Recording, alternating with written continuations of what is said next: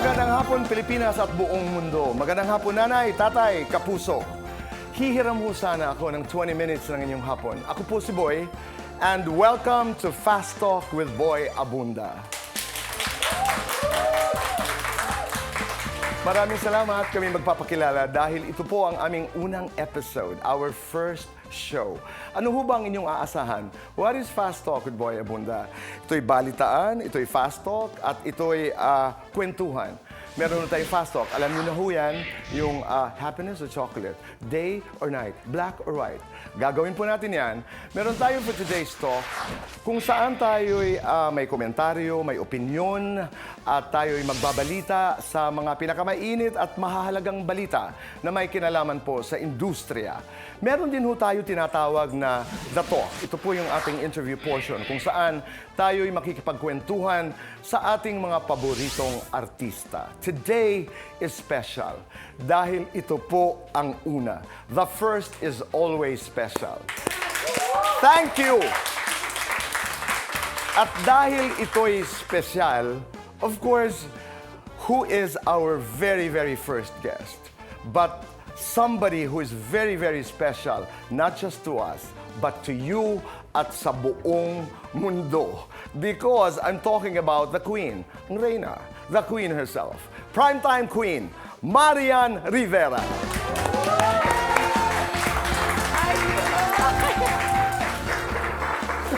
May talon yan paswerte. para raw tumangkad at magtagal ang palabas.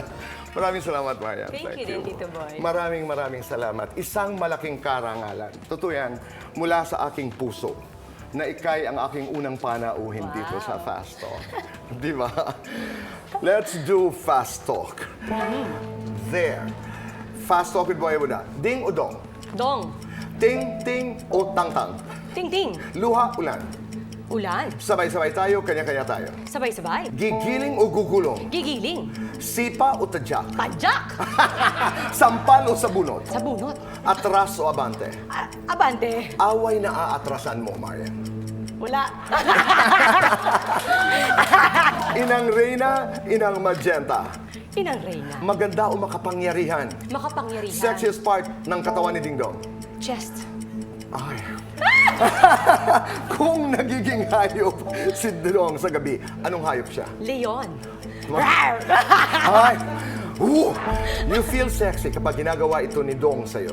Hinahalikan ng aking paa. Oh my God! Huling tinext ni Dong sa'yo. I love you. Complete this sentence. Nakikiliti ako kapag Hinahalikan ako sa leeg. may umaaligid kay Dong. Anong gagawin mo? Deadma. Sa ngayon. Oo. Sa ngayon. Selosa ka ba? Yes or no? Depende. Kailan ka huling nagsinungaling? Matagal na pala. Akala ko sasabihin mo ngayon lang. Kung bulaklak si Marian, ano siya? Roses. Una mong ginagawa pag umaga. Nagtututbrush. Huli mong ginagawa sa gabi. Hinahalikan ng aking mga mahal sa buhay. Ugali mo na namana ni Zia. Malambing. Ugali mo na ayaw mong mamana ni Zia. Maldita. Sunrise or sunset? Sunrise. Love or career? Love. Endless love or true love? True love. Third child, anong gusto mo? Babae o lalaki? Both. When do you feel most beautiful? Every morning. Sexiest time of the day. Every day. Lights on, lights off. Lights on. Happiness or chocolates? Happiness. Best time for happiness. Every day. Laban na hindi mo kaya. Wala. Kung bubuksan ang puso mo ngayon, anong tanong ang nakasulat doon? Bakit niyo po ako pinagpapala ng ganito?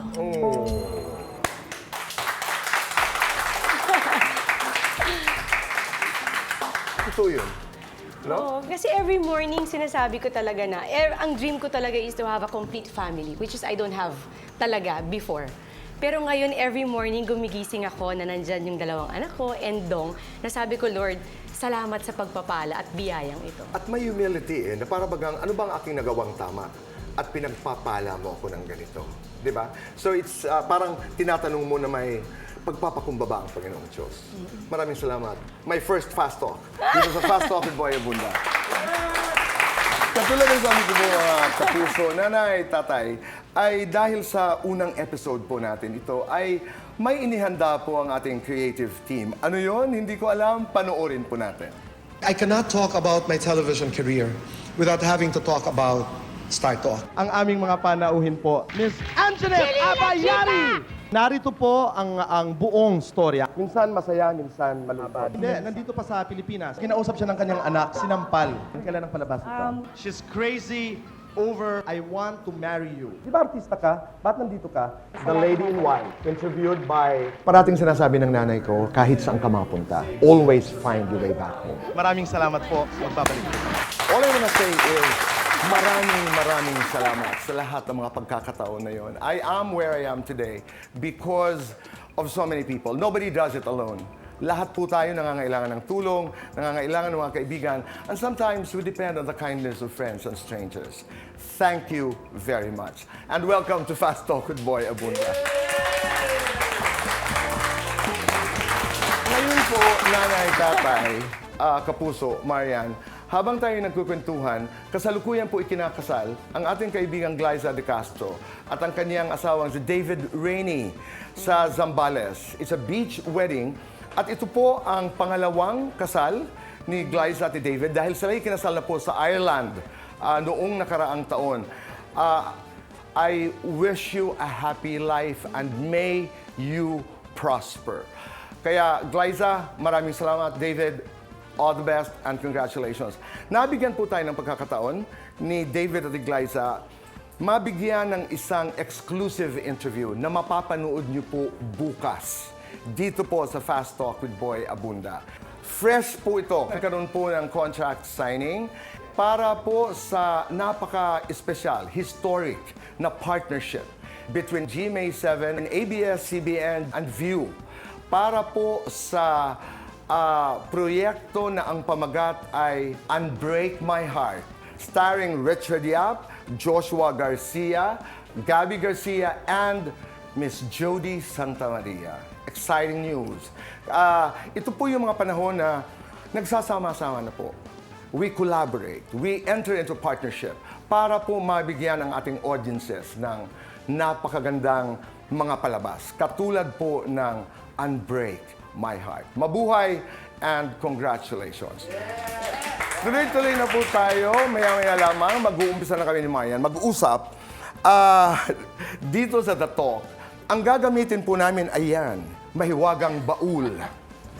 Diyan po manggagaling ang mga katanungan. Ano ang laman nito? Hindi ko alam. Pero diyan lamang po kayo dahil magbabalik po ang Fast Talk with Boy Abunda. Kami nagbabalik po dito sa Fast Talk with Boy Abunda with The Talk with Marian Rivera. Pero bago natin buksan ang baul, alam mo, kanina pa ako amazed. Titig ako ng titig sa'yo dahil hindi ka talaga magsasawa sa katitingin lang sa mukha mo. Do you get that from strangers? Yung walang ginawa kundi nakatingin lang sa'yo. Pero ang maganda yung asawa ko yung palaging nakaganon sa akin. So okay na ako doon. At balikan ang titigan. Walang tigil. walang tigil. Punta na tayo sa baul, di ba? Punta na tayo sa baul. Nandito ang mga Naku, ha? katanungan. Whew! Oo, Tito Boy, kailangan sumayaw ka pag sinuot mo yan. di ba merong di ba yung Marimar Giling? Yung bang tawag? Gusto mo bang gawin nating dalawa? Sige nga, paano? Oo. Ako muna? Oo, okay. Tapos, papalaban tayo Wala. dito. Wala. 5, 6, 7, 8. Marimar! Kailangan, Tito Boy, mas mababa. Mas mababa. Yan. Ganon.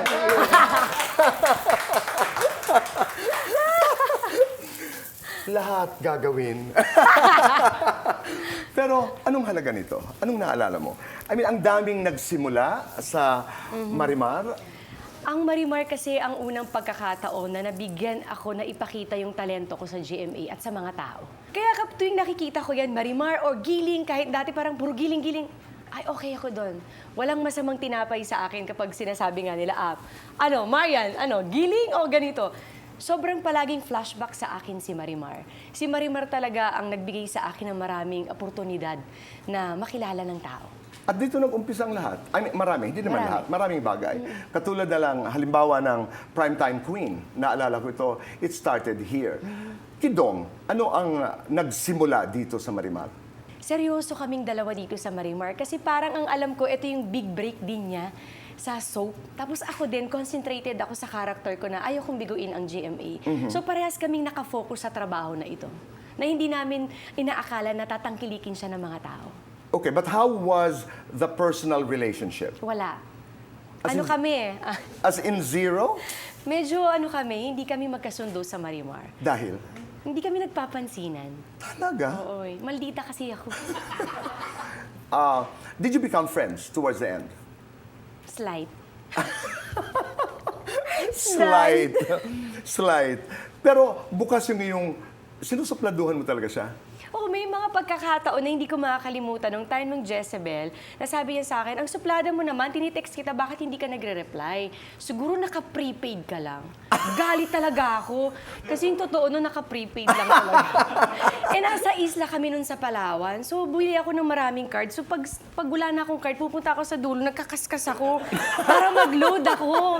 So, affected ako sa sinabi niya na siguro naka-prepaid ka lang. Dahil Kasi totoo. totoong naka-prepaid ako nun.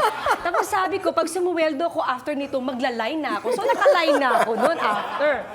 So, may ganun kaming Pero pagkakataon. during the time, single ka na? Single na. Okay, let's go to this. There.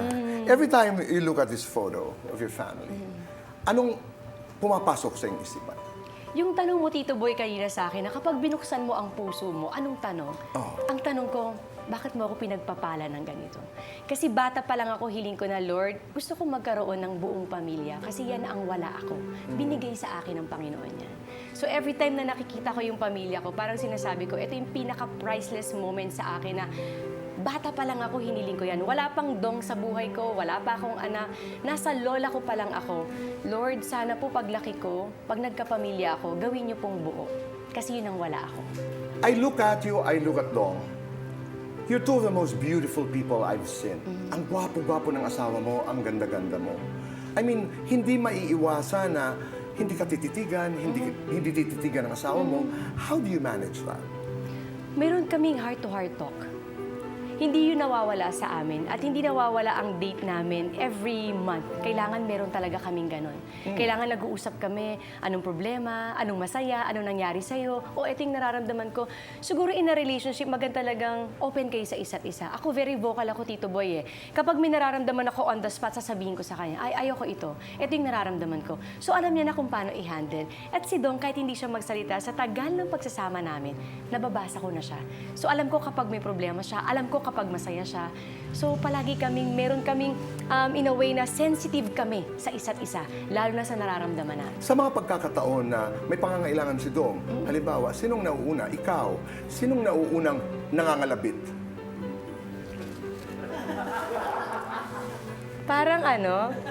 Parang parehas kami. Sino ang mas madalas? Siya. Siya talaga. Very, kasi si Dong kasi napaka-sweet na tao. Tsaka, ang maganda kasi kay Dong, kahit nasabihin mo na parang, ganun yung nakikita nyo sa kanya, pero sa totoong buhay, malambot kasi siyang tao. Sobrang lovable talaga. Tsaka, yung comedy niya, pag nagpapatawa siya, nakakatawa kasi parang hindi ko matiming yung pagjo-joke niya na doon ako tawang-tawa na alam niya kung paano ko paligayahin. Literal. What are your immediate plans? You want a third baby? You want work? You want... Ano ang mga plano? All of the above. Hindi kasi minsan, talagang susubukan ka din at sasabihin talaga ng Panginoon na siya talaga ang makapangyarihan. Kahit anong plano mo kung hindi ibibigay sa iyo, hindi. So kung anong plano ni Lord para sa amin, kung bigyan kami ng pangatlong pagkakataon, why not? Hindi ba? Pero kung hindi naman sa Tito Boy. Meron akong 6 at Zia na That's true. super happy naman namin.